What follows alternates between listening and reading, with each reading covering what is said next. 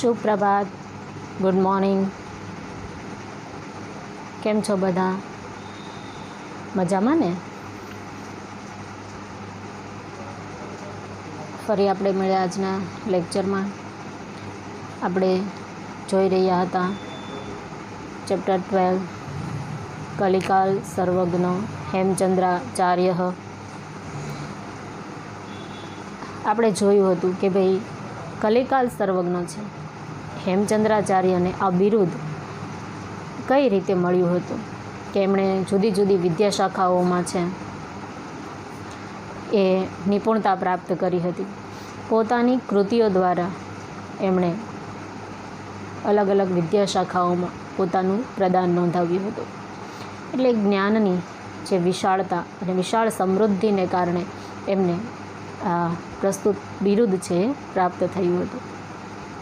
એ ઉપરાંત આપણે એમના જન્મ બાબતે પણ થોડીક માહિતી મેળવી હતી કે ભાઈ એમનો જન્મ વિક્રમ સંવત 1145માં કાર્તિકી પૂર્ણિમાના દિવસે થયો હતો. અમદાવાદનું ધોળકા એમનું વતન છે, એમનું જન્મસ્થળ છે. એમનું નામ છે એ ચંગદેવ રાખવામાં આવ્યું હતું અને એમણે જ્યારે ખંભાત મુકામે દેવચંદ્ર સુરીજી પાસેથી દીક્ષા લીધી એટલે એમનું નામ સોમચંદ્ર પડ્યું. આ સોમચંદ્ર છે એ જ્યારે 21 વર્ષના થયા ત્યારે એમણે સૂરીપદ આચાર્ય પદ પ્રાપ્ત કર્યું અને હેમચંદ્ર સૂરીના નામે એ ઓળખાવા લાગ્યા. હેમચંદ્રાચાર્ય છે એ જ્યારે ખંભાતથી પાટણ આવે છે તો ત્યાં સિદ્ધરાજ જયસિંહનું શાસન ચાલે છે. આ સિદ્ધરાજ જયસિંહ છે એમણે માળવાના રાજા ઉપર આક્રમણ કરી અને વિજય મેળવ્યો હતો. વિજય મેળવતા જયસિંહે માળવાનું સંપૂર્ણ ધન છે એ પ્રાપ્ત કર્યું, સાથે સાથે ત્યાંનું પુસ્તકાલય છે એ પણ એણે પ્રાપ્ત કર્યું હતું. જયસિંહ વિજય મેળવીને પાટણ પાછો આવે છે ત્યારે વિદ્વાનો છે એમનું એક ટોળું એનું સ્વાગત કરવા જાય છે અને આ ટોળાના મુખ્ય છે, આગેવાન છે એ હેમચંદ્ર સૂરી હતા. સિદ્ધરાજ જયસિંહને ધીમે ધીમે ખ્યાલ આવી જાય છે કે ભાઈ સાચી કીર્તિ છે એ કઈ રીતે પ્રાપ્ત થાય છે. તો કે કીર્તિ લક્ષ્મીથી નહીં પણ સરસ્વતીથી પ્રાપ્ત થાય છે, ધન સંપત્તિથી નહીં પણ જ્ઞાનથી પ્રાપ્ત થાય છે. અને એટલા માટે સિદ્ધરાજ છે એ આચાર્ય હેમચંદ્રાજ પાસે જઈ અને એમને નિવેદન કરે છે કે તમે પણ રાજા ભોજ જેવા કોઈ વ્યાકરણ ગ્રંથની રચના કરો જેના માધ્યમથી તમારી અને મારી કીર્તિ અમર બને. અને સિદ્ધરાજના નિવેદનથી પ્રેરાઈ હેમચંદ્રાચાર્ય એક વ્યાકરણ ગ્રંથ લખે છે, સંસ્કૃત વ્યાકરણ ગ્રંથ, જે સિદ્ધહેમ શબ્દાનુશાસન તરીકે પ્રસિદ્ધ છે. અને આ ઐતિહાસિક ઘટનાને અહીંયા રજૂ કરવામાં આવ્યો છે અને એવો ઉદ્દેશ રાખ્યો છે કે ભાઈ દરેક વ્યક્તિએ સાહિત્યની ઉપાસના કરવા જેવી છે. સાહિત્ય છે, પુસ્તકો છે, ગ્રંથો છે જે આપણને સાચું જ્ઞાન, સાચું માર્ગદર્શન આપે છે. પુસ્તકો જ આપણા સાચા મિત્ર છે. એની બંધ તો આપણે સૌ જાણીએ છીએ. તો એ તથ્યને અહીંયા ઉજાગર કરવામાં આવ્યો છે. આગળ આપણે શબ્દાર્થ અને સમજૂતી છે જોઈ લીધું છે. આજે આપણે એનું ટ્રાન્સલેશન પણ જોઈએ.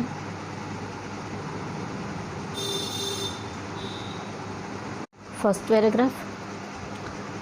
વિક્રમસ્ય દ્વાદશ્યામ શતાબ્દ્યામ સિદ્ધરાજः જયસિંહः માલવ વિજયં કૃતવાન. વિજય અનંતરમ જયસિંહ દ્રૌપદે યશોવર્મણः સર્વં ધनं ગૃહીત્વા અણહિરપુરં પ્રત્યાગતવાન. ધનેન સહ તત્રત્યः ગ્રંથાગારः अपि तस्य हस्तगतो जातः. अस्मिन् ग्रन्थागारे बहवः अनुपमाः ग्रन्थाः आसन्। तेषु भोजेन विरचितं सरस्वती कण्ठाभरण नाम्ना प्रसिद्धं भोजव्याकरणम् अपि एकतमम् आसीत्। Siddharaj Jaisingh conquered Malav in the 12th century of the era started by Vikramaditya. After the conquest, Jaisingh returned to Anhilpur, taking all the wealth of the king Yashovarma with him. With the wealth, even the library that was there had fallen into his possession. In this library, there were many incomparable treatises.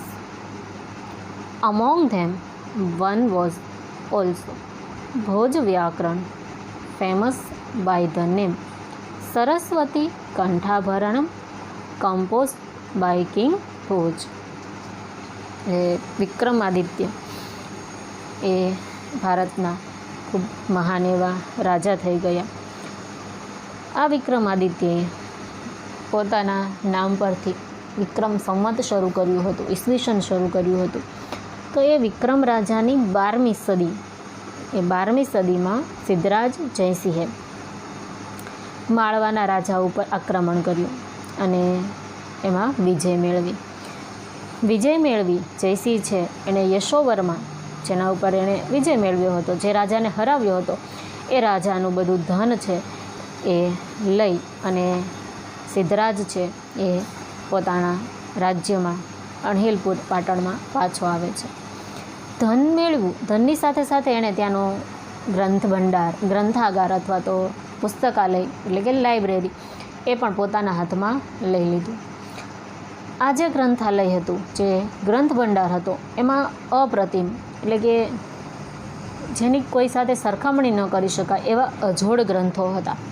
અને એમાં એક હતું રાજા ભોજે લખેલું સરસ્વતી કંઠાભરણ નામનું ભોજ વ્યાકરણ. લેખક એના રાજા ભોજ છે, વ્યાકરણનો ગ્રંથ છે એટલે એને ભોજ વ્યાકરણ કહેવામાં આવે છે. અને એ ગ્રંથનું નામ છે સરસ્વતી કંઠાભરણ. આગળ આપણે હેમચંદ્રાચાર્યએ લખેલો ગ્રંથ વ્યાકરણનો એનું નામ પણ આવશે. એટલે રાજા ભોજે લખેલું સરસ્વતી કંઠાભરણ અને હેમચંદ્રાચાર્યએ લખેલું સિદ્ધ હેમ શબ્દાનું શાસન. એટલે આ બંને નામ છે, બંનેના પ્રશ્ન પૂછાઈ શકે છે. એટલે આપણે બંને નામ કોણે કયો ગ્રંથ લખ્યો છે વ્યવસ્થિત યાદ રાખવાનું છે. બંને ઉલટ સુલટ ન થઈ જાય એ ખાસ ધ્યાન રાખજો. બરાબર.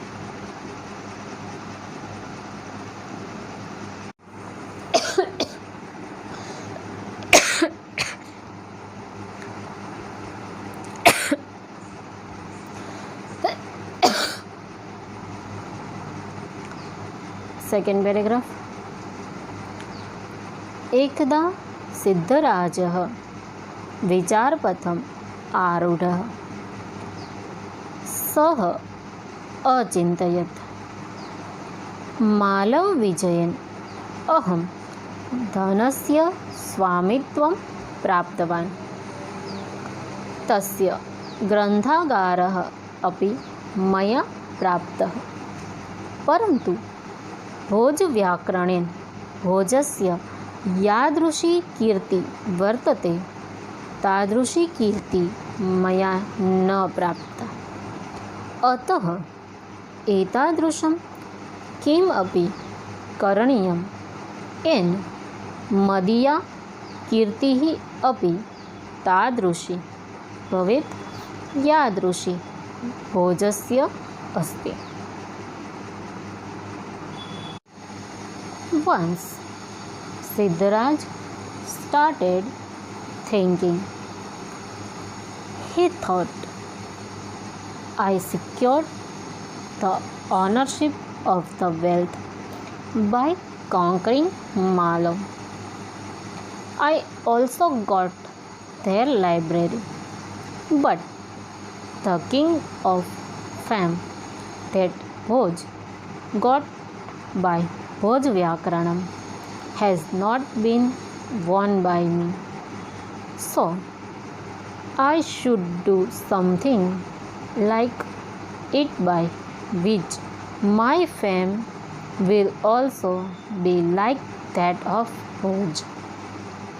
એ સિદ્ધરાજ છે એકવાર વિચારે ચડ્યો. એ વિચારતો હતો કે ભાઈ માળવાના વિજયથી હું ધનના સ્વામી બન્યો, ઘણા બધા પૈસા છે, ધન છે, મિલકત છે, ઝવેરાત છે એ મેં પ્રાપ્ત કર્યું, માળવાનો ગ્રંથ ભંડાર પણ મેં પ્રાપ્ત કર્યો, છતાં પણ ભોજ વ્યાકરણ એ ગ્રંથ વડે રાજા ભોજની જેવી ખ્યાતિ છે, જેવી નામના છે, એવી ખ્યાતિ, એવી નામના મને પ્રાપ્ત થઈ નથી. આથી મારે પણ એવું કંઈક કરવું જોઈએ કે જેથી મારી કીર્તિ પણ તેવી થાય જેવી રાજા ભોજની છે. મારે પણ એવું કંઈક કરવું જોઈએ કે મૃત્યુ બાદ પણ લોકો મને યાદ કરે. જેમ રાજા ભોજ છે એના વ્યાકરણ ગ્રંથના કારણે એ અમર થઈ ગયા કે આટલા વર્ષો પછી પણ લોકો એને યાદ કરે છે. તો મારે પણ એવું કંઈક કરવું જોઈએ કે જેથી મારી કીર્તિ છે, મારી નામના છે એ બને, મારી ખ્યાતિ બને, કે લોકો મને યાદ કરે.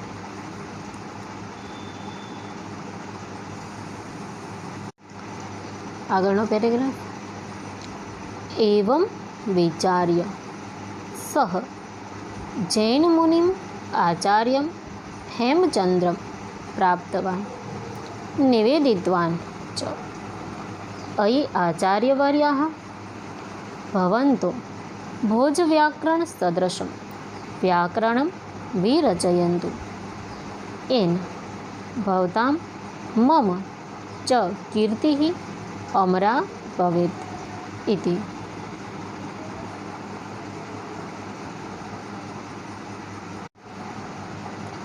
Thus thinking, he came to the Jain sect Acharya Hemchandra and said, "O respectable, most excellent preceptor, may your honor compose one grammar like Bhoj Vyakaranam, by which the fame of yours as well as mine will be immortal."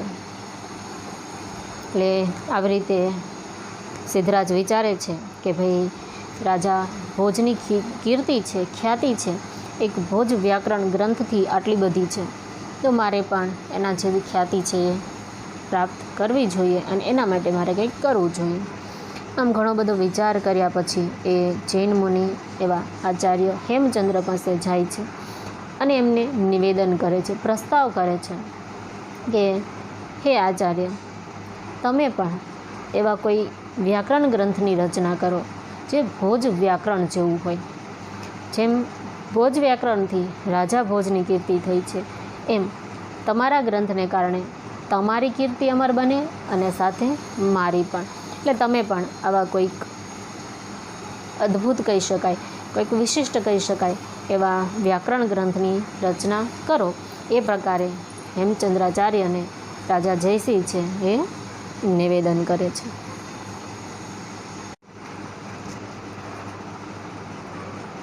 સિદ્ધરાજસ્ય જયસિંહસ્ય નિવેદનેન પ્રેરિતાઃ હેમચંદ્રાચાર્યः એકમ અપૂર્વમ વ્યાકરણ ગ્રંથમ રચિતવन्तः. સહ સિદ્ધહેમ વ્યાકરણમ ઇતિ નામના પ્રસિદ્ધः अस्ति. अस्मिन् 8 अध्यायाः सन्ति. तेषु प्रारम्भिकेषु 6 अध्यायेषु संस्कृतभाषायाः अन्तिमयोः 2 अध्याययोः प्राकृतभाषाणाश्च व्याकरणम् अपि अस्ति.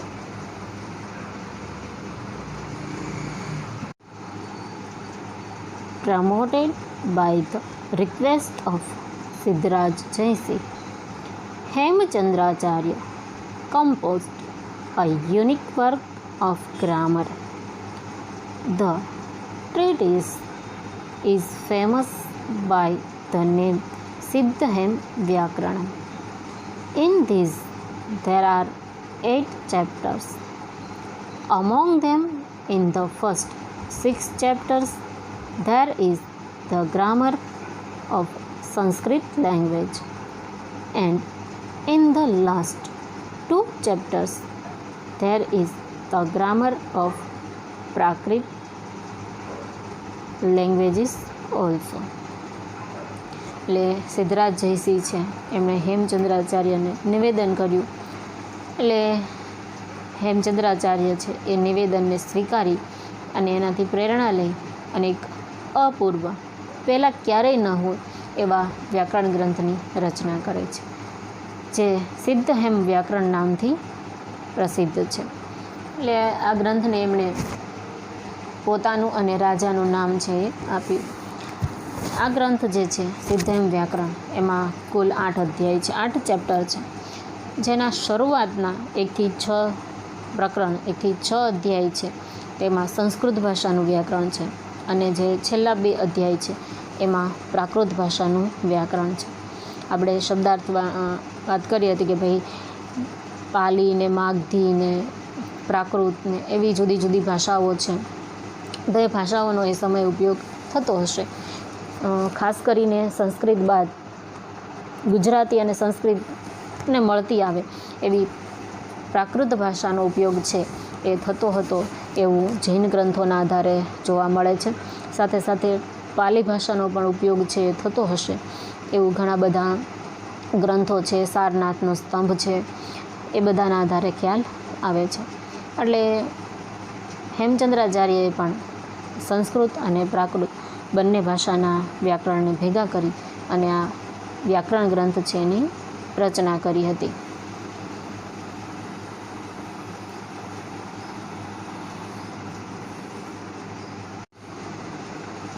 हेमचंद्राचार्येः लक्षश्लोक परिमितिं साहित्यं विरचितम् अस्ति. अस्मिन् साहित्ये अभिधानचिन्तामणिः नामकः कोशग्रन्थः चालुक्यवंशकीर्तनं नामकं संस्कृत प्राकृतभाषा निबद्धं द्वयाश्रयं महाकाव्यम्. काव्यानुशासनं नामकम् अलङ्कारशास्त्रीय ग्रन्थः. छन्दोनुशासन च इत्यादीनां बहूनां ग्रन्थानां समावेशो भवति. गुर्जरप्रदेशे लब्धजनिरयं हेमचन्द्राचार्यः न केवलं गुर्जरप्रान्ते अपितु समग्रे अपि संस्कृतसाहित्य आकाशे सूर्यवत् प्रकाशते.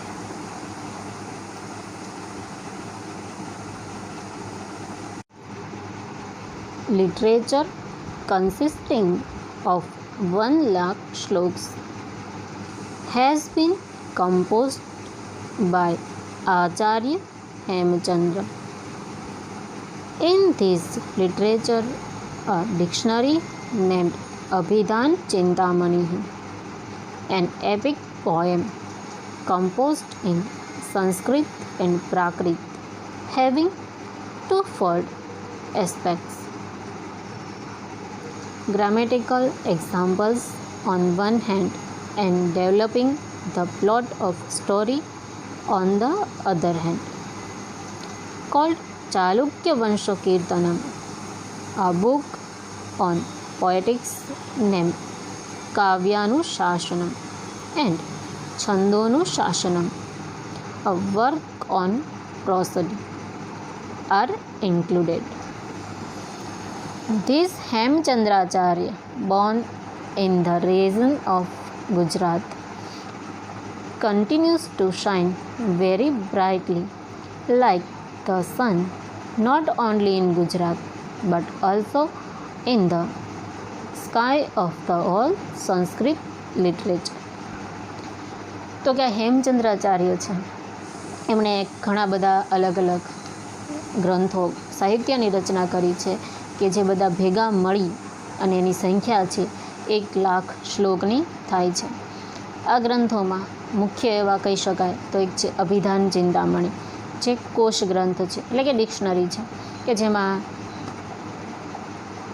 સ્વરથી વ્યંજનથી શરૂ થતા દરેકે દરેક અક્ષરો છે, શબ્દો છે, નામ છે, એ નામના સમાનાર્થી, વિરુદ્ધાર્થી અને એમનો અર્થ છે એ આપવામાં આવ્યો હોય, એના વિશેષણ છે, ક્રિયા વિશેષણ વગેરે એ પ્રકારે, તો એનું નામ છે અભિધાન ચિંતામણી. બીજો ગ્રંથ છે ચાલુક્ય વંશ કીર્તનમ, એટલે ચાલુક્ય રાજાઓ છે એ રાજાઓ એમનો વંશવેલો અને એમના વિશેની માહિતી છે એ આ પ્રસ્તુત ગ્રંથમાં આપી છે. આ જે ગ્રંથ છે એ દ્વયાશ્રય મહાકાવ્ય, એક તો એક મહાકાવ્ય એટલે કે પોએમ સ્વરૂપ છે, અને દ્વયાશ્રય કે જેમાં એક બાજુ શ્લોક છે, એ શ્લોકમાં વ્યાકરણના ઉદાહરણો હોય, સાથે સાથે કથા હોય, એટલે કે વ્યાકરણ પણ આવી જાય અને સ્ટોરી પણ આવી જાય, એ પ્રકારનું એ ગ્રંથ છે. ત્રીજો ગ્રંથ છે કાવ્યાનુશાસન, એ અલંકારનો ગ્રંથ છે. ગુજરાતીમાં તમારે અલંકાર આવે છે તો એ અલંકારનો આ ગ્રંથ છે. અને એક ગ્રંથ છે છંદોનું શાસન, જેમાં જુદા જુદા છંદો, એમનું બંધારણ, એમના ઉદાહરણો, એના વિશેની વાત છે. એટલે આવું વિશિષ્ટ પ્રકારનું સાહિત્ય છે એ હેમચંદ્રાચાર્યએ રચ્યું છે. તો હેમચંદ્રાચાર્ય જેનો જન્મ ગુજરાતમાં થયો છે, પણ એ માત્ર ગુજરાત પૂરતા જ નહીં, સમગ્ર સંસ્કૃત સાહિત્યમાં એમનું સ્થાન છે એ સૂર્ય જેવું છે.